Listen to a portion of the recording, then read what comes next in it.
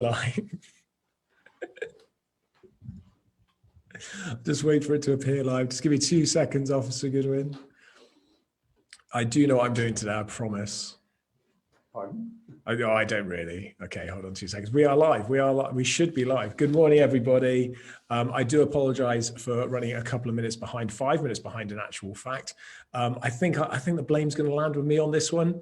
It was because we ran out of batteries, didn't we? The blame is always on the engineer. Yeah, I was going to say that, yeah. So I'm just now pulling everything up live in front of me.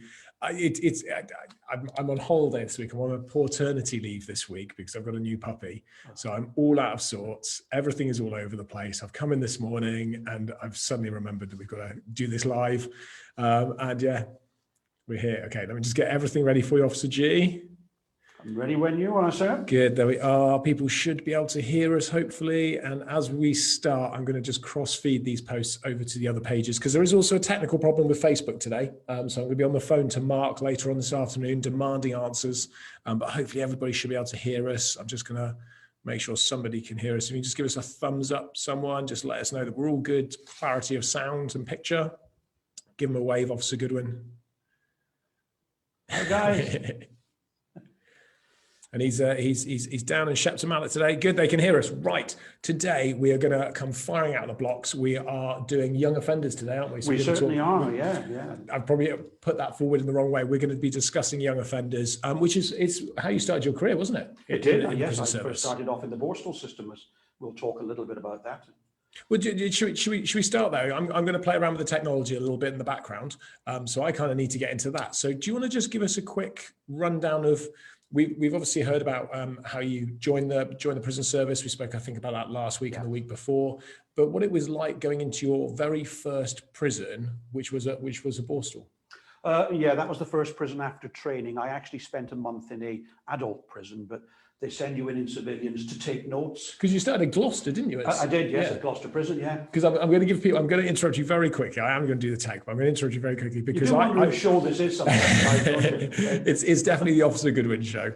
But I went to Gloucester Prison with Graham. The two of us went down when we looked at taking it over back in, I think it was early 2017, late 2016.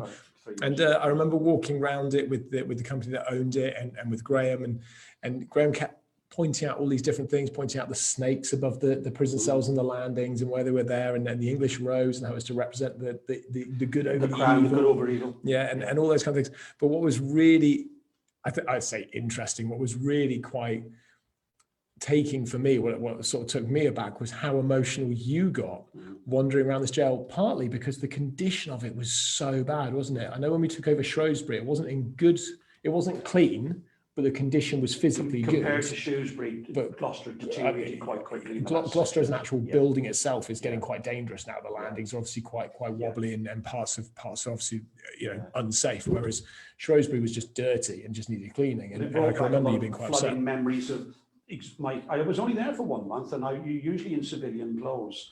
And basically you're there for a month to take notes, go into the different departments, you get a little bit of the detail off the training PO, and you're supposed to just observe other staff. But it's not just there for you to look, it's for them to watch you as well, to see whether you're comfortable in that environment. Or you got that confidence that they can say we're worth sending you to the training school. Because if you're going to be a bit of a shy violet in that environment, you'll likely not make it to the training school. So it's a chance for you to walk away, and it was a chance for them to decide you weren't for it. I remember the first prisoner that spoke to me when I was at Gloucester on the landings. I was wearing a shirt and tie, just like a governor might work. And he said, "Well, I don't think you're a governor, boss." He said, "I suspect that you've just joined the job." And I said, "Yep. This is literally my second day here." And he said, "The staff here are all right. You won't go far wrong if you keep an eye on the staff here. This is not a bad place to be. Even for a prisoner, this isn't a bad place to be." And I thought, wow, then were the first words I heard from a prisoner. Encouraging words. I was going to say, the world isn't always quite like you think it's going to be. Almost like it's going to give you a pat on the back. You got this, boss. Trust me, I've had many words from prisoners since that were nowhere near as complimentary. But there you go. Yeah. Well, you've got one of my favorite quotes I think I've ever heard, which is when somebody insults you, you just turn around and go, "Don't worry, I've been insulted by professionals." Yeah, there's nothing I haven't heard in my life a number of times, but Yeah, talk about rhinoceros skin, and you need one. Anyway, we're going to move on to Borstals now, because when I'd gone to the training school, which was a 9-week training course, my first posting was actually into a Borstal. And even there in the Borstals, officers were in civilian clothes. They were not wearing uniforms like your standard prisons. The Borstal system came out many, many years ago, because when I got there, it was 1977. So basically, it was 1902. And if you go back before 1902, really, young offenders, as we call them, anyone under the age of 21, as it is today and was then, they basically just spent their time in prisons. They just literally were located somewhere in prisons. They may have had a reform school system, which is slightly different to a prison system. But in 1902, they decided that young offenders, as they're now called, needed to be separated and have a different kind of treatment. And it was more based on education and solid work and training and discipline, which perhaps wasn't quite so the same in the adult prison.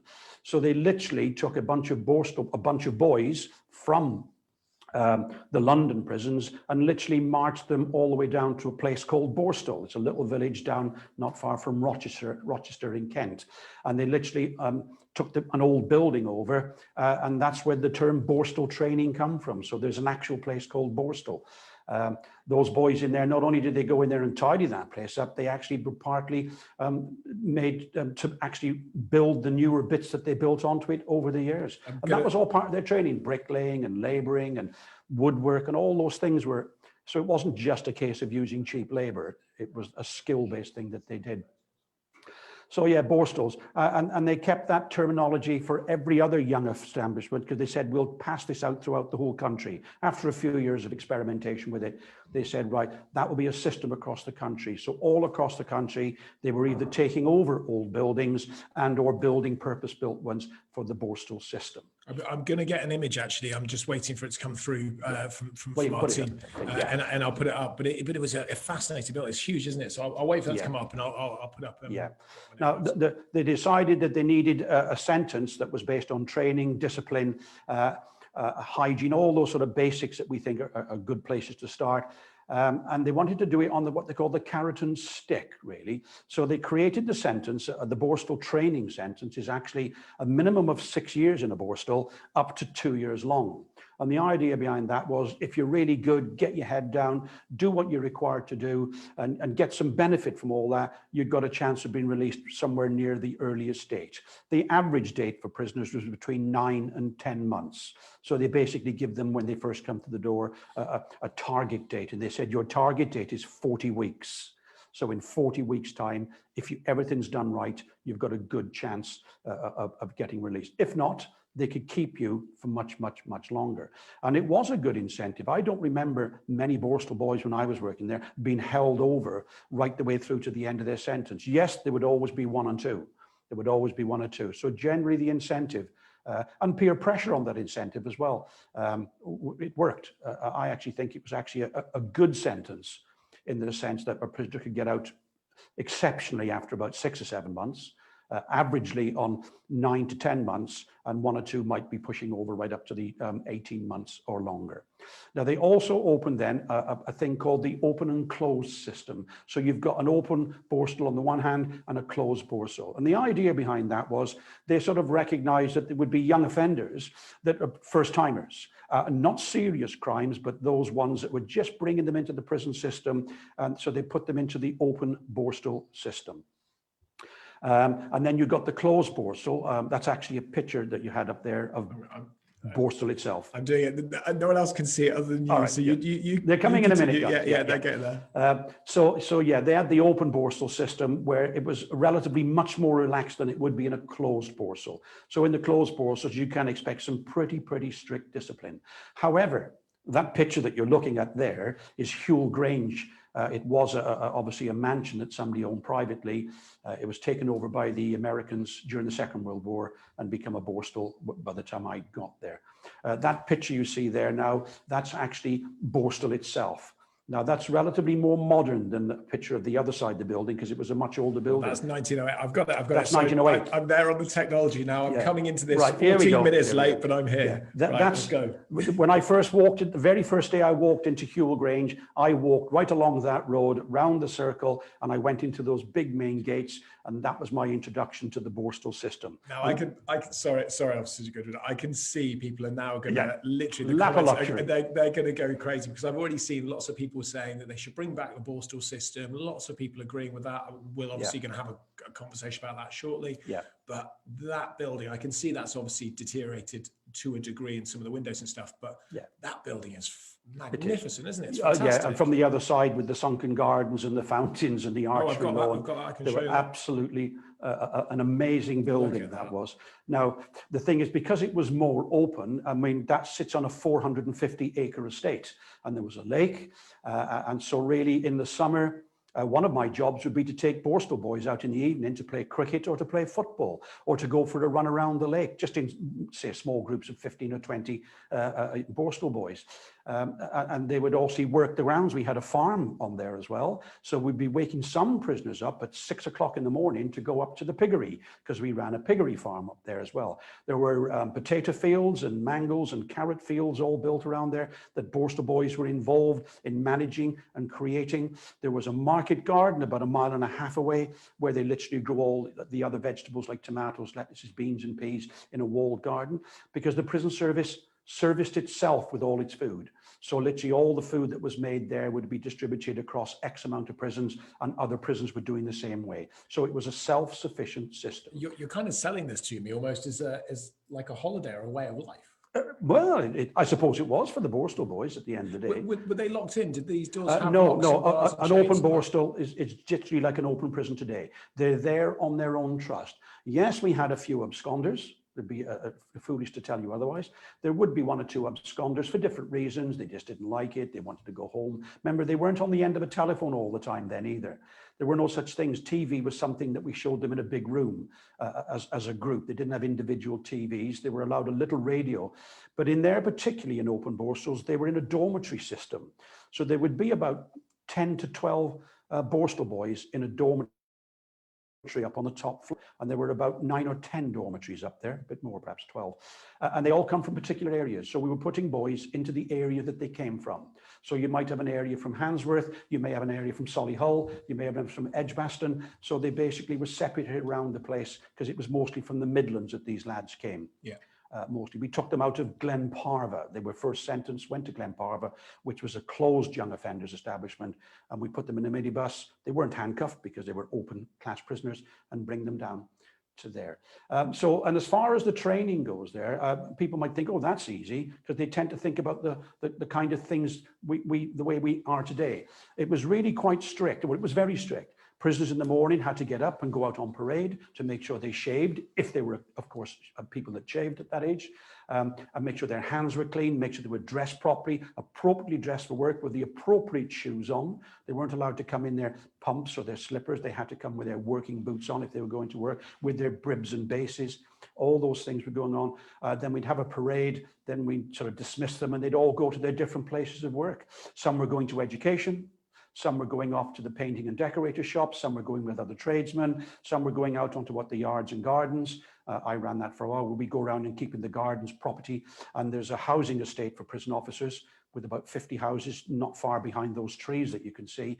They'd go up there and tidy around the streets and make sure the hedges were clean, cut and tidy and stuff. And that would be their working day. Come back for lunch, come back in the evening. In the evening, prisoners were actually on free time. They were not locked up until somewhere possibly past about 8:30, 9 o'clock at night. So they had free time then, when they could go and play snooker. If the weather was nice, like I said, we'd take some of them out. They didn't go out unsupervised, of course, and all those things. And also in the Borstal system, in an open Borstal like that building particularly, it wasn't unusual for visitors to go and sit out in those gardens on a visit. They weren't kept in buildings. In the winter they were, but in the summer they'd be allowed to use those 4 square gardens, as we call it, where the fountain is. and sit out there and, you know, for a couple of hours. So what crimes would you be looking at for effectively these children? What would they be in for? It's difficult for me to remember now, but you're going to get possible things like what you might consider to be criminal damage, but not of a serious thing. They're not burning buildings down and arson and stuff. I was going to say, so where's the non-violent crimes? I was going to say, where's the limit almost before they go to a different, well, I guess a closed borstal? Closed borstals, you'll be looking at some serious violence and some very, very serious prisoners that may have committed murder.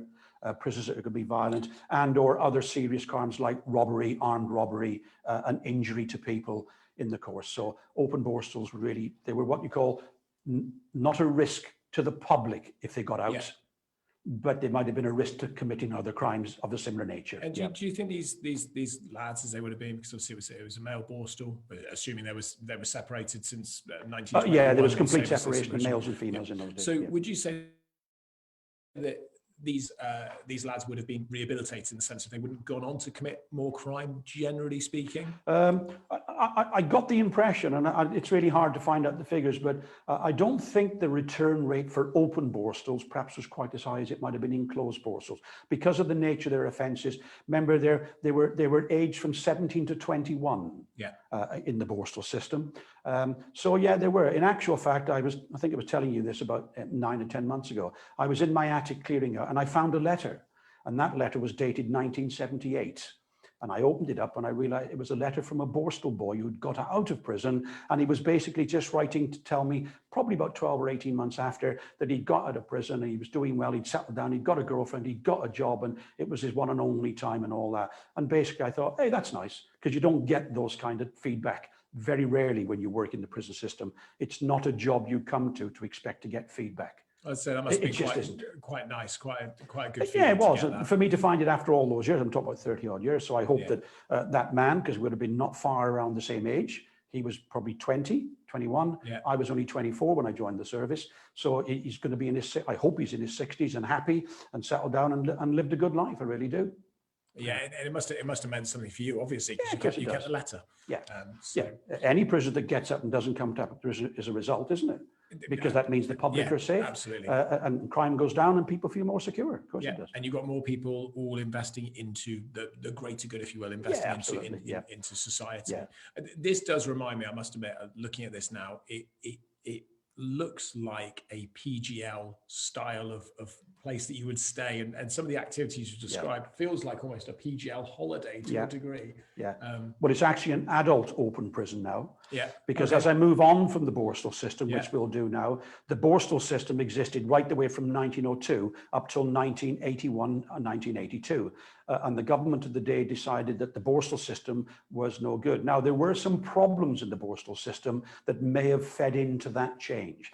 And there were isolated incidents. A place called Medonsley, which was down south, as a closed borstal, had huge problems, huge problems there. And I don't sort of detract from the seriousness of that, and a good thing that it got stopped, because what you had is there are a number of officers there, and it took a long time and many years to find out. Some have only been convicted in 2017, 2018 of assaulting prisoners.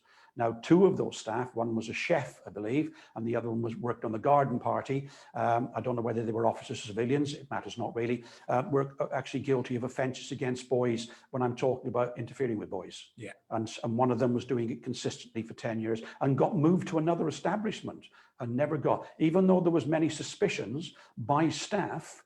Like all things, it's based on evidence, isn't it? You have to be able to prove. But, and there were one or two other staff that got sacked, convicted, and spent time in prison for actually assaulting prisoners. And that was Medonsley was a particular problem. I think there was a problem up north in one of the young offenders as well. Not an experience that I remember. I've got to be honest, I don't remember that experience at Hewell Grange. And we do talk quite a lot. I know we come back to it quite a lot. And I think it's a really important piece to remember is regularly people say, prisons are now holiday camps. They used to be so much better. They used to be so much tougher. That's the way prison should be. Yeah. And we obviously experience that a lot with the tours, and obviously people through comments and stuff. And to a degree, there's an element of truth to that point, I think. But then there is the other side of it where actually the treatment of prisoners, whilst it was probably harder not having TVs and electric quite in the same way and freedom and access as they do now on the rehabilitation side, but actually the things that you've just explained there would have gone on more, or would have happened a lot more. And also prison officers or the people who are responsible for it would have been getting away with it. Whereas that doesn't happen now. You see regularly in the papers about prison officers being captured for taking stuff in or something. Things it doesn't. But it would have been a throwback right the way back to 1900 when they first brought out the Borstal system, having very harsh discipline, and that becomes a habit. Like lots of institutions, they get caught up in the habit of what's going on, and it becomes normalised to a degree. But I said I've never experienced that, and I've been in other places where it didn't happen. I'm not saying there weren't isolated incidents. Like I said, I'm not going to stick here and defend what's indefendable. Someone's asked, do you think Borstal was a better system than the Young Offenders Institute we have today? Right. Just moving on. So in 1981, when they decided to change that system and go, we're going to do away with Borstals, we're going to call them now Young Offender Establishments or YOIs or Young Offender Institutions, whatever name they were going to give to. And they decided to move on to what they call the determinate sentence. And the determinate sentence basically means you give a prisoner a fixed sentence according to what the judge thinks is appropriate. So for some people might go 3 months, young offenders, 6 months, young offenders, 9 months, young offenders. And we sort of said that one of the dangers with that is that when you've got a fixed sentence like that, there is a possibility that the prisoner now realizes that they can't do any longer than that unless they commit a crime while they're in prison. But they can't actually serve any longer than that. So basically they can go, well, it doesn't matter what my behavior is like now because there's no carrot.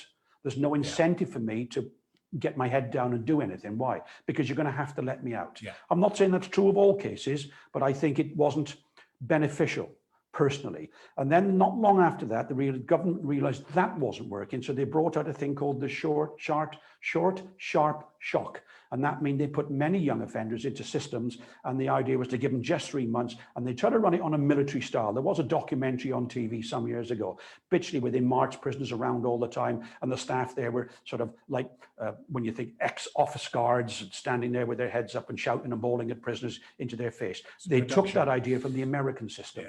Where American officers, you might have seen documentaries where they're leaning right into their face, shouting and bawling, intimidating the prisoners. And I go, you can't educate anybody that decides that you're the enemy. If you treat them like the enemy, they'll behave like the enemy, and then you can't get through to anybody because they're just going to switch off from listening to anything that's going on. And they'll manage 3 months or whatever they do, and they come out possibly with more resentment than they ever went in with. And that's not a good place. Because remember, these boys, young offenders can go into DC's detention at 15 years old, 15 to 17, 17 to 21 in Borstals, and adults over 21. So the reality is they may come out with that attitude now that, you know, well, so I never saw the point of the short, and it didn't work, and it absolutely, because that's why they did away with it not too long after the event. There's an argument though, and I'm really looking forward to when we get the new studio set up. I spent some time in meetings earlier this week, despite being on holiday.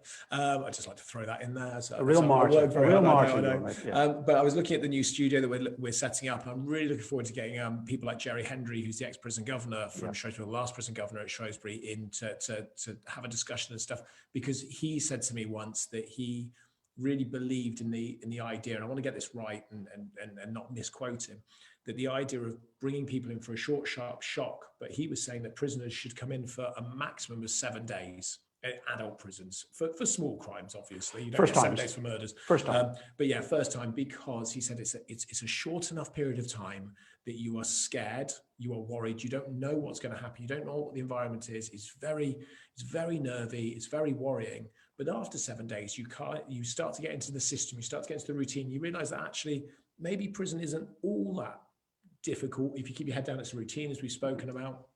And he was saying, so if you get them in that 7 day period, chance of them reoffending will be much, much lower. And I think it's a really interesting theory because 3 months to me it takes, I do lots of videos on this, but it takes 90 days or 87 days actually to instill a behavior.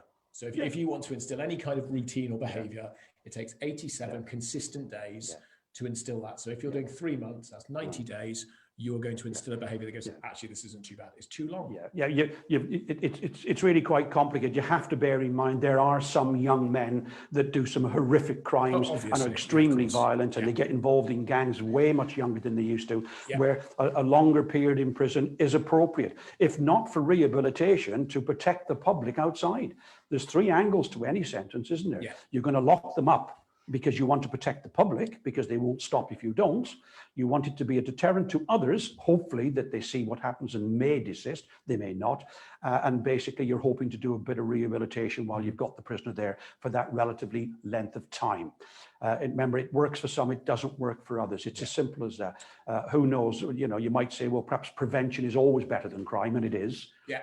But it's how much effort and time we're going to put at the prevention of these things before we get to the point of building more and more and more prisons, thinking it's not solving the answer at all. Yeah. People have just jumped on to say it was Bad Lads Army. Sorry? Bad Lads Army. That was the program. Yeah. I think. Can we just jump back? Because I know we've catapulted ourselves forward, obviously, because of your career, and I'd like to step back, just be slightly behind when you started into the Victorian times, into what the conditions would have been like there. And I did pose a couple of pictures up. I actually think this is probably that must be maybe 70s. That one, no, you're probably going back before that. Okay. I reckon that's going to be, looking at the length of those shorts, you're probably looking at about 40s and 50s at a push. Because I remember prisoners in the 70s with shorter shorts than that. Yeah. And they would have had a blue T-shirt on, not a white one. Well, mind, that's black and white, so it's hard to tell. So I've got a few of these. So this that would have been a normal routine, not something we did in the 70s, because prisoners went to the gymnasium and they had PEIs who took them there and took them out. And remember, some of the Borstals, Hewell Grange, used to have a football team. Yeah. And that football team would be in the local leagues, because they were open, they were sort of more trusted to go out into the community with officers, of course, and play in the football leagues. I assume this is exercise in the morning potentially. That, I imagine that's just what they call the old PT, physical training, just like the army. They would have followed very much an army style kind of basic training. Yeah. Let's do the old sit-ups, the stat-ups, off you go. And they would have basically, they used to call it beasting in. They would have beasted them a little bit. And then they would have gone off. I don't know when that is. It might be first thing in the morning. It might be in the afternoon. But when I joined, we'd had a much more, when I'd say advanced, a lot more integrated program of exercise rather than just doing that. Because it looks like, and again, I've got the images here, I'll bring them up. It looks as if they actually did quite a lot of labor, hard labor. Oh, yeah. Also, there was quite a lot of education. So absolutely, from the labor perspective. Well, there you go. I've had prisoners out doing that in the 70s, and that's a picture way back, probably from the 30s, 40s, and 50s. Yeah, absolutely, because you can see from the plows. Because there's a notion, I think I've mentioned this before, that people talk about the 23-hour bang-up like it used to be, and I go, it never existed. There is no such thing as a 23-hour bang-up as part of a normal prison regime anywhere. The Victorians had prisoners out all day working, some on hard labor, some of those. Borstal boys, I remember sending boys up at 6 o'clock up to the farms to manage the cows and the pigs, do all that stuff. Not all of them, but a few. I did wonder at the value of that, because some of those Borstal boys lived in the city. So the reality is they're not exactly going to go back and look for pigs somewhere down the street. It is the education piece as well, isn't it? About how people recognizing that this is where milk comes from. Yeah, absolutely, all those things. And it's about the idea of getting up in the morning, going to work, doing a day's work, coming back, and getting used to that idea that, and there's some value. You can get some personal value out of thinking you've done something worth it. And it was worthy work that they were doing.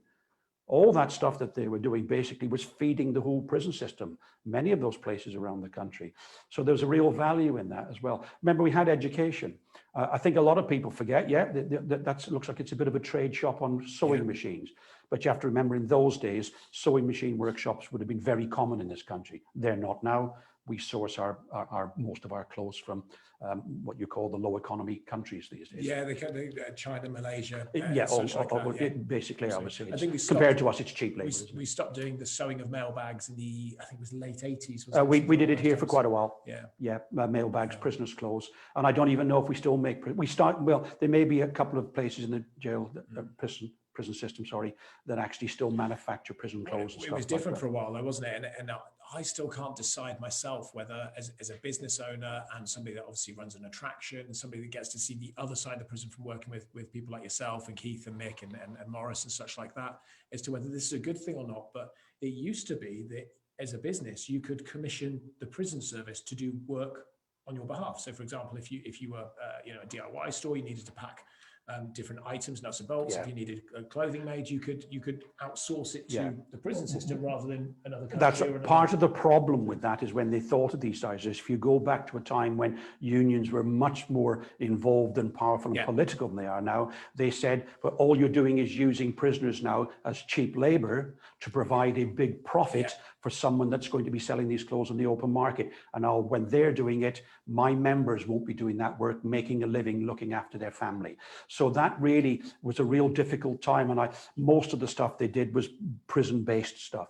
They did go back to doing, people might remember a thing these days used to be called Remploy.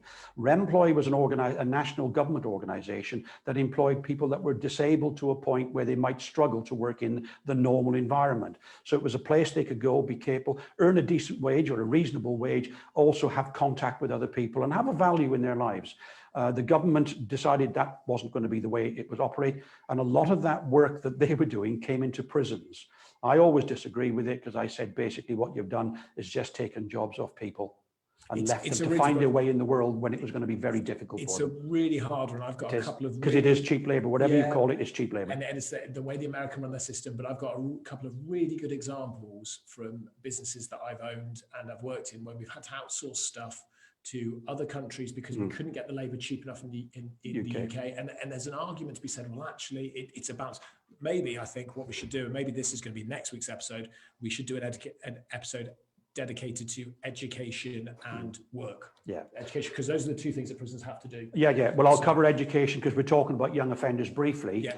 Education in prisons, obviously, is compulsory if you're still in what they call compulsory age for school. So people that commit crimes that don't think they're going to go to prison and go, that's the end of my school days, because it's not. Because the law states up till a certain age you're in compulsory education.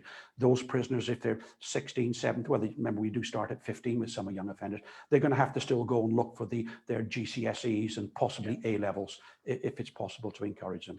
So we don't put them into workshops and make them work and deny their education. But no. And this is interesting because clearly here you can see that they are learning about baking. Yes, absolutely. Yeah. In days when baking was much more a hands-on piece of work to do in those days. Now it's all virtually automated. Now you can probably do with 4 people, but it took 40 people to do 30 years ago. So we've got bread making. There's obviously the sewing. We've looked sewing machines. And here now building. I was going to say, I assume this is almost 2 birds, 1 stone type of thing. They're learning about building, construction. But at the same time, the prison's getting a new building. Yes. So it's a bit of a quid pro quo system. You help us build that and you're going to get a good trade. And that's the reality. Now, they wouldn't have just done that work as laborers. They would have been into education as well by the education officers, teaching all about the things that they need to know at an academic level about building and measuring and weighing and how to work out stuff. Well, you can see if you just point your right hand out for me, Officer G, to the guy in the middle, keep going a little bit further, keep going. You have to lean, you might have to move, keep going.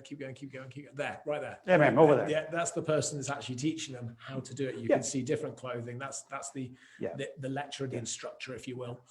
Now, like all education and all pieces of work that anybody does, it only truly has a value if the person that's doing it is glad that they've done it and go out and use that skill that they've been now acquired. Some did, and obviously some didn't, because I do remember I was going down to Birmingham probably about 2004 on an escort from here, and we bumped into reception, and there was an older prisoner there, well into his 50s, not coming up his late 50s, and he was the orderly in reception in Birmingham. You know, no problem. Do you want a cup of tea, boss, and all that? Yeah, have a cup of tea while we're getting the prisoner sorted out and all that. And I thought, I know that face for somewhere. And somebody called his name. I won't say it on thing for obvious reasons, but they called his first name, and I thought, And I remember he was one of the Borstal boys that I had in 1977 that was part of what I call my management group, part of my area. And he was the one person I thought that was going to get out and not come back. And the reason is that he was really quite, not aggressive, but he had his thoughts, and he would be angry, and he would question things. And I thought, he's got enough drive in him now to get out and do something different. So I was quite saddened to realize that if he was still an orderly, it means he'd spent the last 30 odd years in and out of prisons. And I just thought that was a little bit sad. I thought that, because I thought he had some fire in his belly originally. Yeah, he could be in your face a little bit. He was that kind of prisoner, but he could have been in your face. And I thought, wow, you'll get out and I'll prove you wrong sort of attitude. You know, I'll prove you that I'm not just a lousy Borstal boy. And sadly, it didn't work out like that. Unfortunately, it doesn't always but happen. some did. Like you said, I got the letter from 1978, of course. But. So this is obviously, like I say, how it was. There will be absolutely a fierce debate to be had about whether this is how we should still operate for young offenders institutes, and I guess the same old argument about whether there should be a national service and such like that. There'll be both sides of the debate. The problem you got, if you've got a young offender in now doing 3 or 6 months, you really don't have them long enough to do very much with them at all. Yeah, by the time you've motivated them to do something and said, and remember, you've got to look around society now. There aren't all these skilled jobs that employers, yes, there are skilled work around. It's vastly different than it used to be. Many of these lads that are coming into the young offenders may not have the academic qualifications. So they're not sitting there with GCSEs. They might have dumped out of school. So they're already struggling. So some of these skilled jobs these days are really quite high level education. You need quite a good academic education to be able to achieve them skills, because it's computerized, it's technology. Yes, there are still a few jobs going on. Yeah, we still need painters and decorators and plumbers. And absolutely, they're good, solid jobs to have. But even those are more technical jobs. Yeah, you know, just fitting in boilers, and if you're a plumber doing a whole central heating system, it isn't quite like it used to be. So there needs to be an academic ability to do that as well. But yeah, I'm not going to get on my soapbox now, because I personally think that the education system is failing our children of today. But that's another subject. Well, I just think at this level, what we basically do, we want to train everybody to be exactly the same, and life doesn't work like that. There are some people when they're younger go, listen, an academic life is not for you. But let's do a practical life where there's get you out, where you're comfortable in society and you're making a way in your own world. Let's move on. Let's move on. Are there any questions out there? There are a number of questions actually. There's a few coming in. There's Darren, you've asked something about what Graham would recommend. He's just come out of the forces, and any tips, or would you recommend working at a Young Offenders Institute, because that's something that he would like to do potentially? Well, absolutely. When you join the service, when I joined basically in the training schools, they just allocated you to a prison, and they didn't take much note of whether they thought you'd be a good young offenders officer or you'd be a good adult officer. They've recognized that it does take different people to work in those two different establishments. Young offenders can, by their nature, being young, immature, prone to emotional outbursts on a very, for absolutely nothing sometimes, and all the other problems it got with mental health issues and depression and being bullied and all that. It does take a different kind of officer to work in young offenders. It does, because I've been in both. Would you be more likely to work, if you had to go back to prison service now, would you be more likely to go to young offenders, or would you be more likely to go to well, the problem with that is boy jail? Because I've worked with the big boys jails, and I've been in high security and all that, I'd struggle to go back to the young offenders because I know the difference. Yeah. So that's unfair really as a question, because I go, you're asking me to reflect on something. But when I first joined and they told me I was going to Hewell Grange Borstal, I never give it a second thought. It was just a place to me to go. But these days they do look at the kind of officer they're employing. Not that there's good and bad, but we all behave in a different way, and young offenders sometimes have to be managed differently. I've always said with young offenders, sometimes it's very difficult when they're being difficult and they're in your face, and they'll start literally sort of, not like a child, but you can imagine metaphorically stamping their feet. And what they do is they stop hearing what you're trying to say to them. So you're trying to calm them down and give them the reasons why things, they literally just blank off. They don't hear you at all. Whereas with an adult, it can be relatively easier because they're more mature, that you can have that conversation, not always, but a little bit better. Prisoner might not be happy about it as an adult, but you might be able to get through to them differently. Young offenders, in my experience, can be different with things like that. Remember, because many of them are coming in quite immature, they may be 18, 19 or 20. Academically, they might be very poor education, and emotionally, they may not be very good at things. So they might behave sometimes like 12 and 13 or 14-year-olds. And you can know that can be, a difficult time, particularly when you're an adult. Prisoners will fight much quicker amongst each other as young offenders than adults will. Well, we used to hear because they go off. They always say going off like a bottle of pop. You've heard the expression, and the reality is some of the smallest things are the biggest insults to young offenders, and they have to be seen to be defending their place. They might be trying to get involved in gangs. They may not, but they're always sort of, the old expression is put up or shut up. Well, they'll always take the choice of putting up. They won't shut up because they have to defend their that persona about them and come across as being tough because they want to survive a prison system at that level that can be pretty damn tough. And absolutely, and this is what you're seeing now is an image of a modern young offenders institute. Effectively, it looks like a prison. I mean, it is a prison. Yeah, they do. Remember, this is the close. I'm not even sure anymore. I don't think there's any such thing as an open young offenders anymore. I don't think there is, no. So the reality is I don't think that was a good move, putting people, first-time offenders and people that were not a really risk, putting in with some other pretty dark characters, and some pretty dangerous characters in there. So the reality is, they sort of, that's not unusual to see them in buildings like that now. And in the main, officers are going around, they're patrolling, they're keeping prisoners. Yeah, it's all about engaging prisoners and trying to spot the problems before you get there. And you have to be quite switched on. You can't expect an 18 and 19-year-old to always understand and be able to see the logic behind things for whatever their reasons are. And it's been able to spot it and see that prisoners are struggling with things or there's issues about to take roll, and it's all about why is that prisoner down there? They don't usually talk to that prisoner. Who's doing what? And really, it's prevention, isn't it? If you can see it, and the more experience you get, the better you get at it. You can see things are wrong, and you can literally start to intervene before these things get out of hand, because they can blow very, very quickly. And what's interesting here, and I know when we're looking through these through the images we were going to use this week, what I found really interesting here is you can see 3, 4, 5, 6, 7, 8, 9, 10, about 15, 16 lads on the landing. Yeah.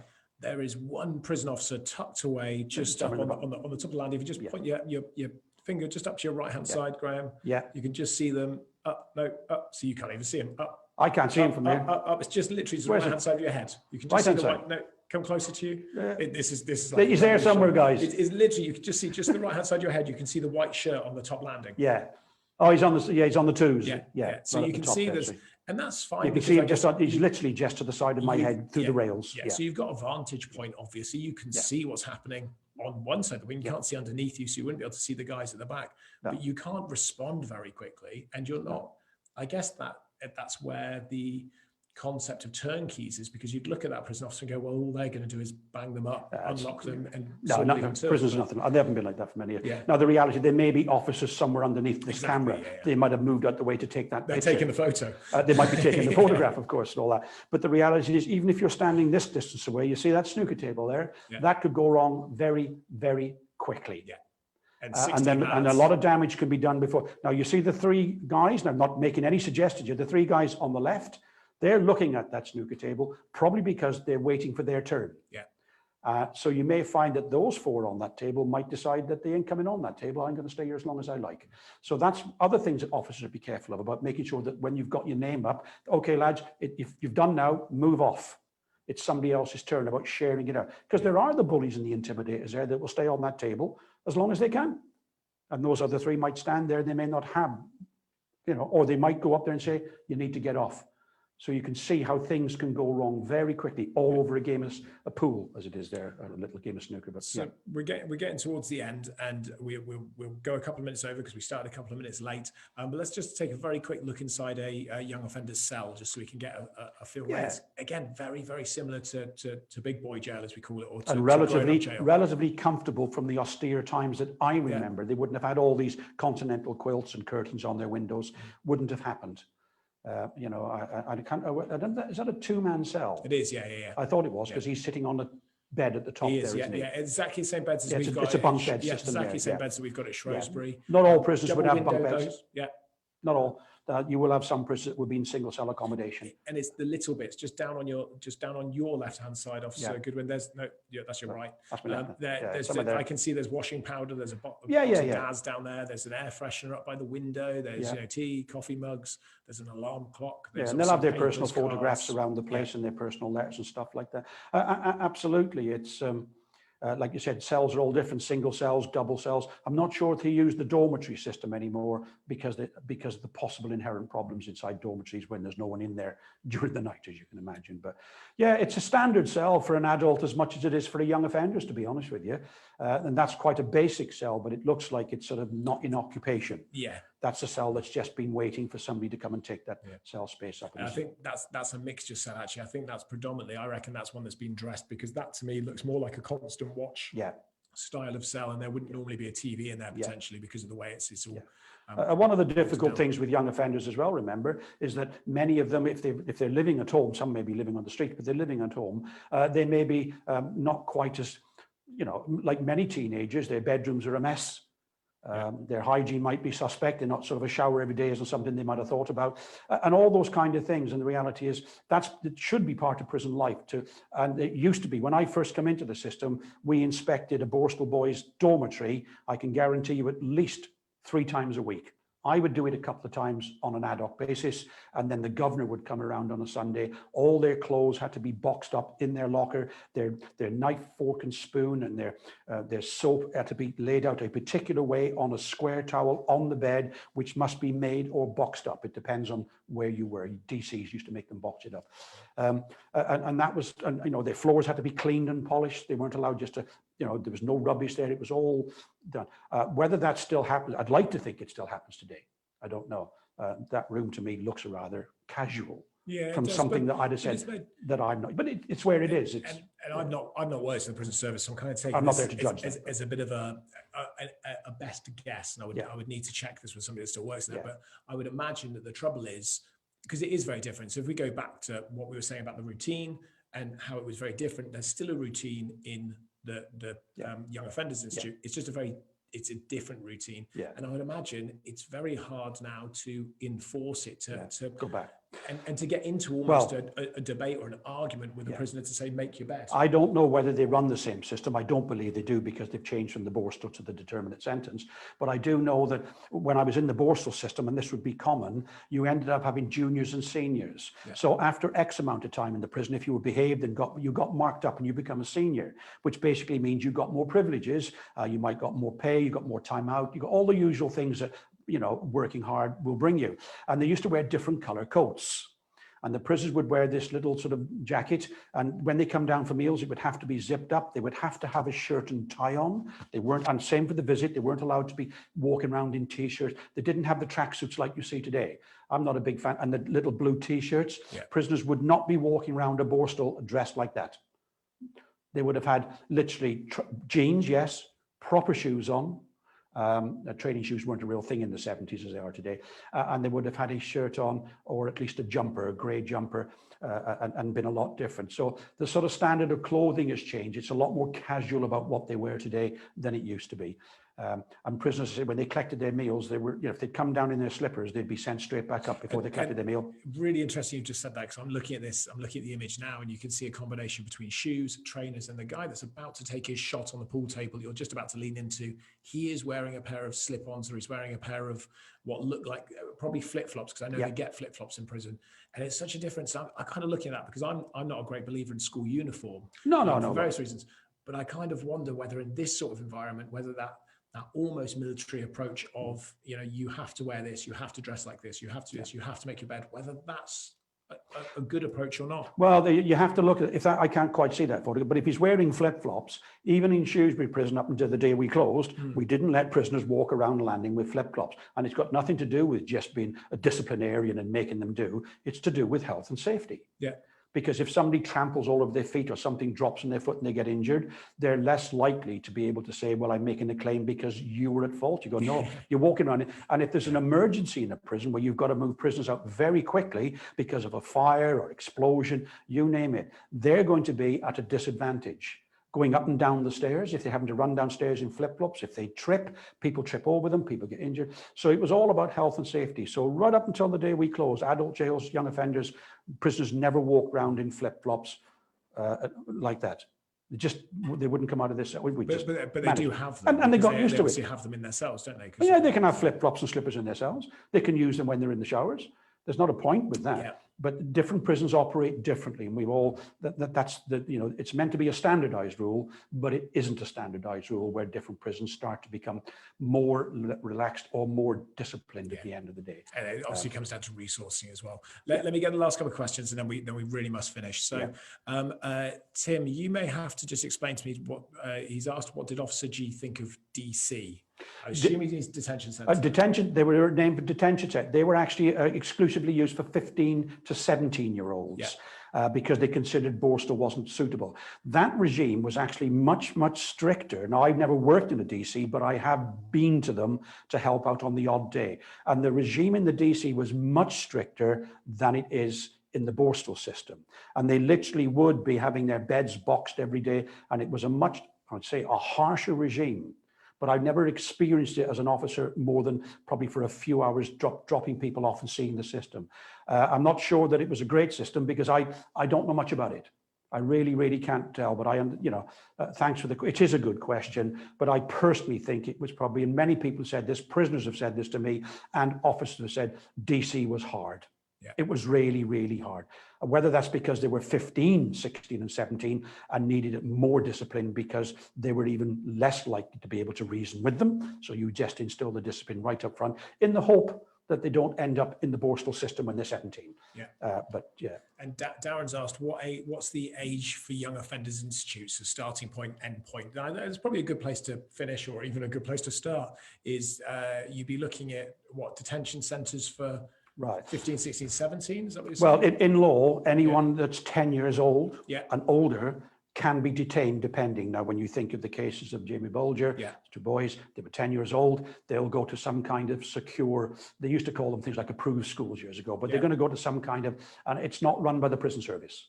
Prison service do not run the young offenders are that young. So right up until the age of the Borstal system or the young offender system, you're talking about the youth justice services that run and operate those kind of prisons. So so you've got that. It's 15 to 17 in a DC, and it's 17 to 21 as young offenders are today. Now, they never ever changed it. From when we went from 21 in the 70s to 18 being an adult age, the prison service decided that that wasn't appropriate for prisons.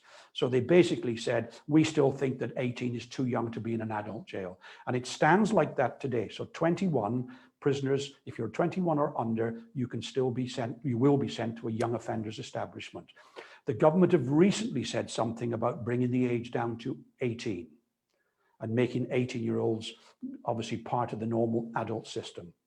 Yeah, I've never really given it much thought whether I thought it was a good or bad idea. Well, we can pick up, but they haven't said it with yet. Work and education, because I think there's a huge piece in there about work, education, rehabilitation, and capturing. They have moved on somewhat because they've also moved up to what's called young adults. So there are some establishments where you've got people from 17 and they move up to the age of 24. So they sort of worked on the assumption that perhaps they're slightly old enough to be sensible and to help guide the younger ones. I don't know. I don't know. I think the evidence is not there that it's successful because prison populations are rising and not going down. So whatever it is that they're using, and I imagine they do all these things with the ulterior motive of helping prisoners stay out of jail and balancing that up. Well, the evidence is not there.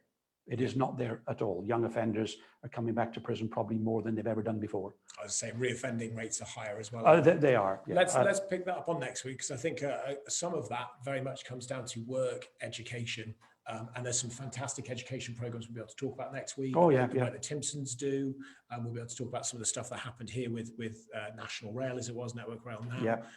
We'll be able to obviously have the discussion around piecework and whether that should happen in prisons, which brings us to the American system, because that's very much how the American model is, and about the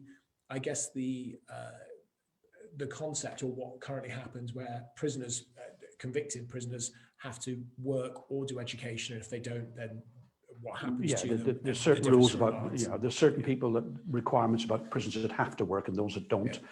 And what happens if they don't? Well, that's next week sorted. Okay. I love the way that it just flows off from the questions. It does what it does. We're there. We're so over time now. Even though we started. You'd never know I was an amateur, would you guys? I mean, Joel. There's no excuse for Joel, but you know what I mean. But, I'm behind the camera. I'm allowed to go at it wrong. Look forward to seeing you all next week. Thank you very much, ladies and gents. And as take care, guys. See you next week. Bye bye.